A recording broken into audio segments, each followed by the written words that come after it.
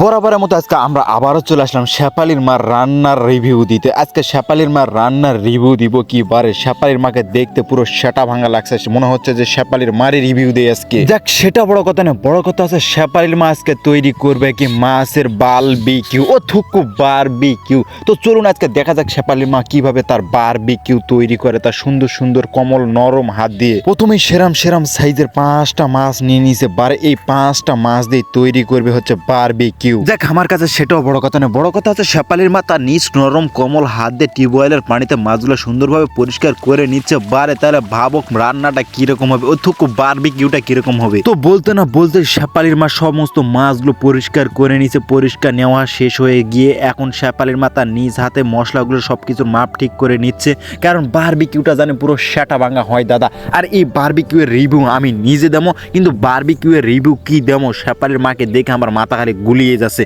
সাদা শাড়ি পরে এত সুন্দর লাগছে শেফালির মারে। ইরে শেফালির মা, তোরা মানুষ বিধবা বিধবা করবে, কিন্তু না, শেফালির মা হচ্ছে অরিজিনালি এক অথেন্টিক একটা জিনিস। হেই সেলা, আমি কি কছি বারে। তো শেফালির মা তার নিজ হাতে সুন্দরভাবে মাছগুলো মেখে নিচ্ছে মশলা দিয়ে। আমি এসেছি এই জায়গা শেফালির মার রান্না রিভিউ দিতে, সেখানে এই জায়গাতে আমি শেফালির মার রিভিউ দিয়েছি, এটা কোনো কথা? যাক, সেটা বড় কথা নয়, বড় কথা হচ্ছে শেফালির মা তার নিজ বাড়ির উঠানে কত সুন্দর একটা চুলা গড়াইছে, এটা তোমরা কি কেউ খেয়াল করছেন? আর চুলাটা জ্বলছে কিরকম করে বারে, তোমরা তো দেখতেই পাচ্ছেন। শেফালির মার চুলা বলে কথা, শেফালির মা যেই জিনিসে হাত দিবে সেই জিনিসই পুরো সেটা ভাঙা হবে। ও নো, শেফালির মা দিকে পাকা হেঁকে চুলাটা ভালোভাবে জ্বালিয়ে নিচ্ছে। জ্বালিয়ে নেওয়ার পর একটা একটা করে মাছ তুলে দিচ্ছে, মাছগুলো সেরকম ভাবে বারবিকিউ হচ্ছে আর তলা দিক দিয়ে জ্বলতেছে আগুন। তোমরা যাই কবার, শেফালির মা দেখে বারবিকিউ করার মেসি, বারবিকিউ করার কোনো ভুলই নাই। কত সুন্দরভাবে জাল দিয়েছে, আর মাছগুলো মাঝে মাঝে উল্টে দিয়েছে, মানে সবকিছু সেরকম ভাবে এখন এই সেন্টগুলো শুরু হয়ে গেছে। বারে সেন্ট শুনে তো আমার পেটের ক্ষুধা বেড়ে গেছে, আর শেফালির মাকে দেখে আমার মনের ক্ষুধা বেড়ে গেছে। কি কর্ম বারে কিছু বুঝতে পারছি না, সোদনাথ পড়ে গেল মর্নিং স্পিকার। যাক, সেটা বড় কথা না, লাইনে আসে পয়েন্টে। শেফালির মা দেখে এখন পাতা দিয়ে মাছগুলো সুন্দরভাবে মুছতেছে। ও না, থুকু পাতা দিয়ে মাছগুলোতে মশলা দিচ্ছে। সত্যি কথা বলতে কি বারে, শেফালির মাকে দেখে আমার মাথা পুরো আউলিয়ে গেছে। রান্নার রিভিউ কি দেবো, ঘুরে খালি শেফালির মার কথাই আমার মুখতে আসে। বারে আমি কেমনে যে কি কর্ম, সোদনাথ পড়ে গেল মর্নিং স্পিকার। এই শেফালির মার সামনে থাকলে কি আর কি অন্য কিছু ভাল লাগে? আর একটা বিষয় তোমাকে কই দে বারে, শেফালির মার দিকে কিন্তু কেউ নজর দিবে না। শেফালির মা শুধু একমাত্র